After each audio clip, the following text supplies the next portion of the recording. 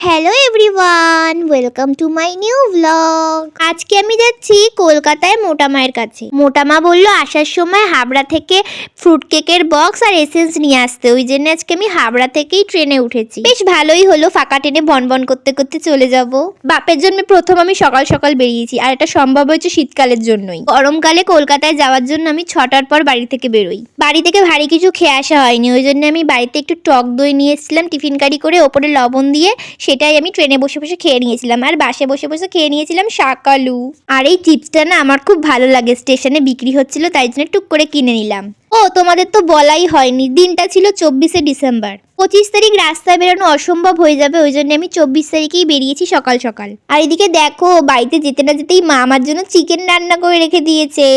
Because আমি chicken খেতে ভীষণ ভালোবাসি। আজকে রাস্তায় এত জ্যাম ছিল যে বাড়ি আসতে আসতে আমার বেলা 5টা বেজে গেছে। তার মধ্যে পেটে ইঁদুর ছুঁচো লাফালাফি শুরু করে দিয়েছে। একদম দেরি না করে মাংস আর ভাত নিয়ে বসে পড়েছি, আর সাথে যদি লেগ পিস থাকে তাহলে তো কোনো কথাই নেই। ঝাপাঝাপ খেয়ে নি, কারণ আমাকে এখন যেতে হবে দোকানে, মা কেকের দোকান দিয়েছে তাই। আর এই কারণেই আমার এত তোড়জোড় করে আসা। সময়ের অভাবে আমি কিছুতেই ব্লগটা এডিট করে পোস্টই করতে পারছিলাম না। 25 তারিখের ব্লগ আমি এখন দিচ্ছি 30 তারিখে এসে। তো প্লিজ একটু মানিয়ে চানিয়ে নিও গাইস। তো যাই হোক, এটা যেহেতু খ্রিস্টান পাড়া ছিল তাই রাস্তায় পুরোটা লাইটিং এ পুরো ভরা ছিল।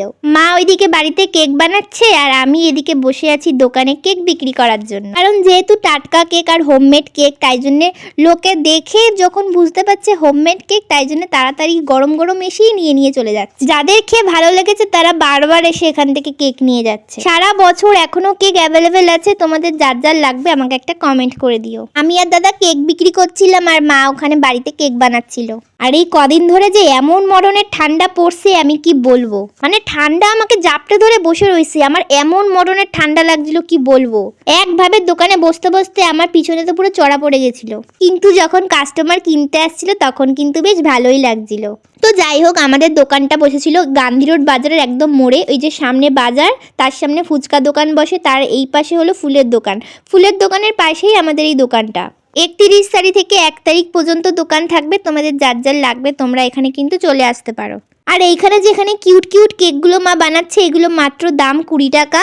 আর এইগুলো তো দোকানে রাখতে না রাখতেই বিক্রি হয়ে যাচ্ছিল, কারণ কেকগুলো এত সুন্দর দেখতে আর একদম রিজনেবল প্রাইসের মধ্যে। আর এইদিকে দেখো, মানুষ কেকের দাম কমাও বলে পাগল করে দেয়। দাদার অফিস থেকে একটা কেক দিয়েছিল, কেকটা হাফ পাউন্ডের থেকে একটু বড়, দাম নিয়েছে 220 টাকা। আমাদের 180 টাকা দামের কেক এর থেকে বড়। কিন্তু ওই যে এটা যেহেতু কোম্পানির কেক, মানুষ এতটাই বোকা যে দাম দিয়ে কোম্পানির জিনিস কিনবে, কিন্তু এটা খেতে যে কি বাজে, ধরতে না ধরতেই ভেঙে চুরে যাচ্ছে। আর সাইজটা দেখো একদম ছোট্ট। আর আমাদের এই কেকটা ওর থেকে অনেক বড়, 180 টাকা দাম। কম্পেয়ার তো করবোই ভাই, মানুষ দোকানে গিয়ে তো বলে না দামাদামি করে না, কিন্তু আমাদের কাছে এসে কেন দামাদামি করে বুঝি না। এই দেখো কেকের অবস্থা, ভাইঙ্গা সুরে গুঁড়ো গুঁড়ো হয়ে পড়তেছে। যারা কেক নিয়ে বেশি দরাদরি করে তাদের বলি, তোমরা ওই ব্র্যান্ডেড দুয়েই খাও, তোমাদের আর টাটকা কেক খাওয়া লাগবে না। ভালো জিনিস পেটে দিতেই তোমাদের সমস্যা, এদিকে হাজার হাজার টাকা উড়াই দিচ্ছ, তার বেলায় সমস্যা নেই না।